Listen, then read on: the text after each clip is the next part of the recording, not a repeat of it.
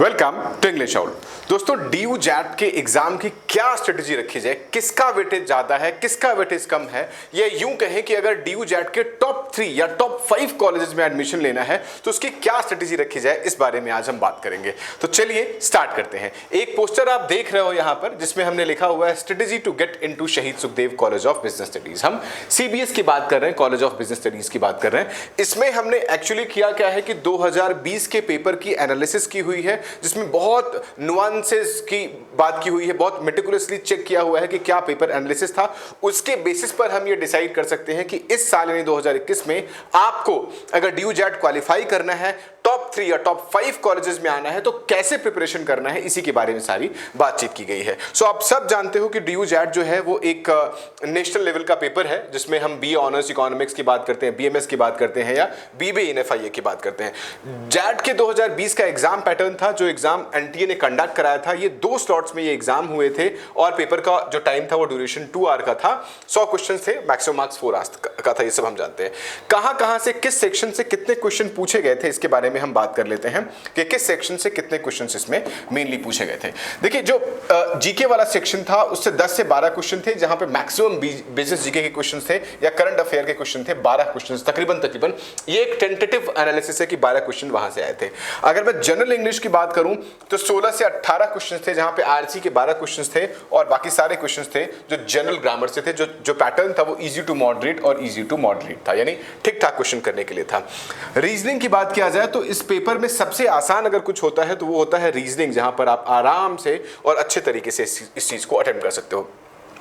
किस किस सेक्शन से क्वेश्चंस आए थे और क्या क्या पैटर्न था, देखो। सिलोजिज्म था, विजुअल रीजनिंग थी, कोडिंग डिकोडिंग हो गया, सर्कुलर एरिया, सिटिंग अरेंजमेंट हो गया। 8 क्वेश्चन से सिटिंग अरेंजमेंट से, आप देख लो, सिटिंग अरेंजमेंट से अकेले 8 क्वेश्चंस होना, कोडिंग डिकोडिंग, रीजनिंग, सिलोजिज्म हो गया, असर्शन रीजन हो गया, सीरीज से 6 क्वेश्चंस हो गए, डायरेक्शन से 1 क्वेश्चन हो गया, clock, calendar, odd man out और मिसलेनियस थे 5 क्वेश्चंस के लिए, जहां ब्लड रिलेशन वगैरह होता है। सो एक इजी पैटर्न है। इसका मतलब है कि ये वो सेक्शन है जहां आप मैक्सिमम स्कोर कर सकते हो। अगर मैं करंट अफेयर वाले सेक्शन को थोड़ा आपको डिफिकल्ट की बात करता हूं, फिर सबसे लास्ट लेकिन सबसे इंपॉर्टेंट सेक्शन है। मैं बार बार कह रहा हूं कि अगर आप शहीद सुखदेव केशव महाविद्यालय या दीनदयाल उपाध्याय टारगेट कर रहे हो तो आपको जो क्लास 12 का मैथ्स का सेक्शन है वो बहुत बहुत स्ट्रांग होना पड़ेगा आपका, तो जाके आप शहीद सुखदेव की बात करते हो।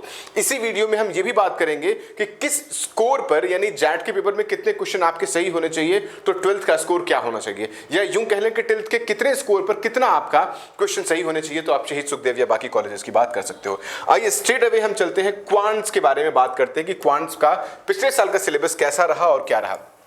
देखिए, परम्यूटेशन कॉम्बिनेशन हो गया, एपीजीपी एचपी हो गया, या प्रोबेबिलिटी हो गया, लिमिट से 2 क्वेश्चंस हो गया, मैट्रिसेस हो गया, ट्रिगोनोमेट्री हो गया, फंक्शंस हो गया। फंक्शन और ग्राफ से अकेले 8 क्वेश्चंस आपके सामने हैं तकरीबन। ये टेंटेटिव है हमारी एनालिसिस के हिसाब से। इनइक्वालिटी से 2 क्वेश्चंस हो गए, कोवेलेंट ज्योमेट्री से 2 क्वेश्चंस हो गए, टाइम एंड वर्क यहां पर से सेक्शन जो है ये आपका सेक्शन जो स्टार्ट हो गया, ये क्वांट से सेक्शन स्टार्ट हो गया, जिसमें टाइम एंड वर्क से 2 क्वेश्चन, टाइम स्पेड डिस्टेंस से 2 क्वेश्चंस, परसेंटेज से हो गया, एसआईसीआई हो गया, रेशियोज हो गया, अलजेब्रा हो गया, नंबर्स हो गया, यानी 3 3 6 2 8 1 9 4 13 और 2 15 के क्वेश्चंस आपको इसमें मिलेंगे, जो हमारा क्यूए से है। अगर मैं बात कर रहा हूं कि 15 क्वेश्चंस हमने इसमें से काउंट कर लिए हैं जो क्वांट्स वाले सेक्शन से, तो टोटल 37 38 अगर आप काउंट करोगे तो लगभग 20 क्वेश्चंस के आसपास ये मान सकते हो जो आपका 12th के मैथ्स का पार्ट है। यानी 12th के मैथ्स का जो पार्ट है वो आप किसी भी तरीके से स्किप नहीं कर सकते हो। हर क्वेश्चन 4 नंबर का था, ये आपको पता होगा कि कैसे कैसे था।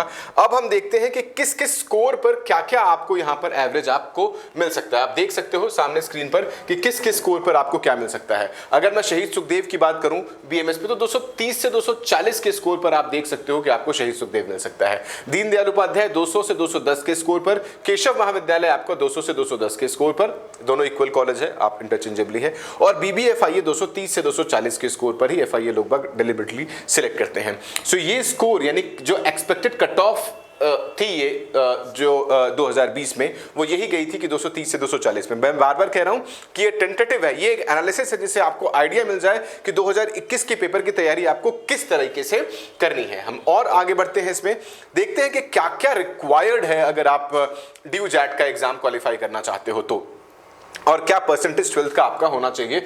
मैं फिर से कह रहा हूं कि ये एक टेंटेटिव है जिसको थोड़ा आप बढ़ा के भी चल सकते हैं।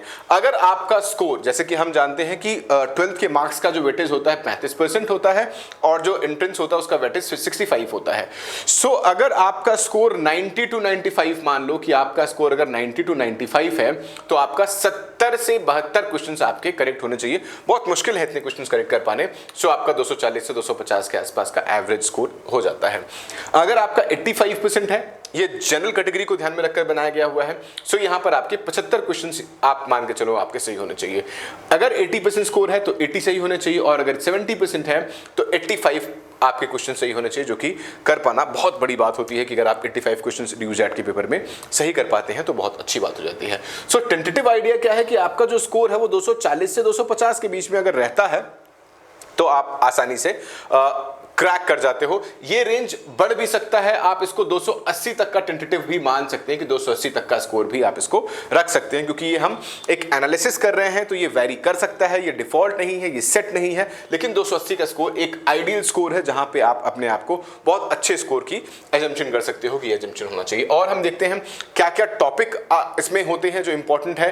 क्वांट्स के सेक्शन में अगर आप देखोगे तो क्या क्या इंपॉर्टेंट टॉपिक्स है जो हम बिलीव करते हैं कि ये होने चाहिए। Number system, profit loss, fraction, decimals, ratio, proportion, graph, pie chart. इसके अलावा अगर हायर मैथ्स की बात करें तो ग्राफ, लिमिट्स, एओडी यानी डिफरेंशिएशन, लिमिट्स ये बिल्कुल नहीं भूलना है। मैट्रिसेस, डिटर्मिनेंट्स, सीरीज, फिर आपका एपीजीपी, एचपी, परम्यूटेशन, कॉम्बिनेशन और प्रोबेबिलिटी, इनको बिल्कुल नहीं भूलना है आपको। फिर 9th 10th 11th 12th 9th 10th हो गया आपका क्वांट के सेक्शन के लिए, और 11th 12th का जो क्वेश्चन हो गया वो आपका हो गया हायर मैथ्स के सेक्शन में। तो आपको करना ही करना है। इसमें क्या तरीका है, मॉक टेस्ट सॉल्व करो, बहुत से क्वेश्चन सॉल्व करो, प्रैक्टिस। आरडी शर्मा अगर बुक आपके पास है तो उसको देख सकते हो कि हमने लिखा हुआ है, इसलिए मैं आपको बता रहा हूँ।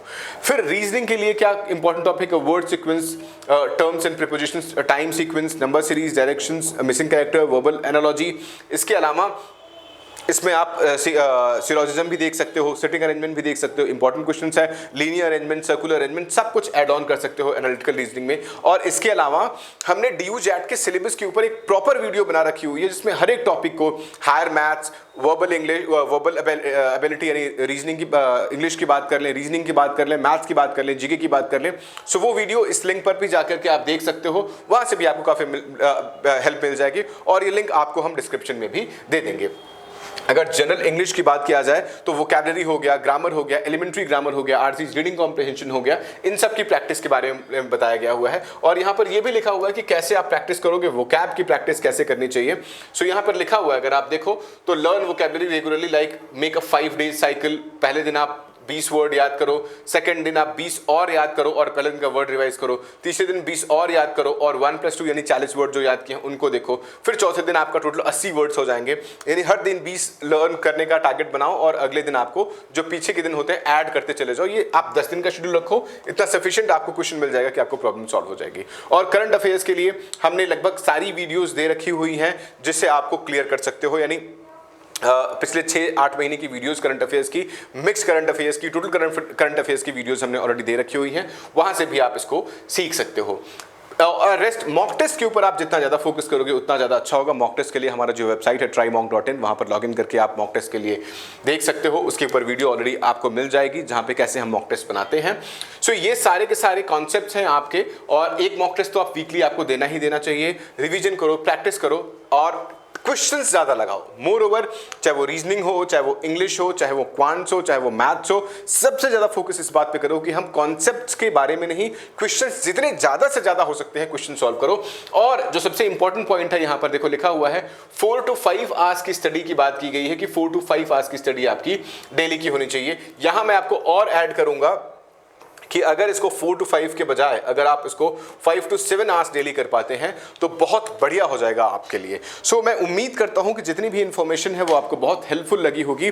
सारी वीडियोस जो कि आप सर्च कर रहे हो वो हमारे द इंग्लिश आउल पे अवेलेबल है। ये स्ट्रेटजी से रिलेटेड आपको कोई डाउट है, कोई क्वेश्चन है तो आप इस चैट बॉक्स में, इस कमेंट बॉक्स में कमेंट करके पूछ सकते हैं। ट्राईमॉक के लिए trymock.in पर आप जाओ, एप्लीकेशन डाउनलोड करो, एंड्रॉयड के लिए अवेलेबल है, या अगर वेब एप्लीकेशन के थ्रू जाते हो तो वेब पर भी, वो पोर्टल पर भी इसको खोल के आप टेस्ट दे सकते हो। कुछ भी डाउट आता है, कोई भी प्रॉब्लम आती है तो आप हमसे कांटेक्ट कर सकते हैं। तो उम्मीद है कि आपको ये वीडियो पसंद आएगी। इसके साथ मेरी दुआएं आप सबके लिए हैं कि सबको आपका डिजायर्ड कॉलेज मिले, अच्छे से अच्छे कॉलेज में आपका एडमिशन हो। इसी के साथ आप सभी को बहुत बहुत शुभकामनाएं। Thank you so much.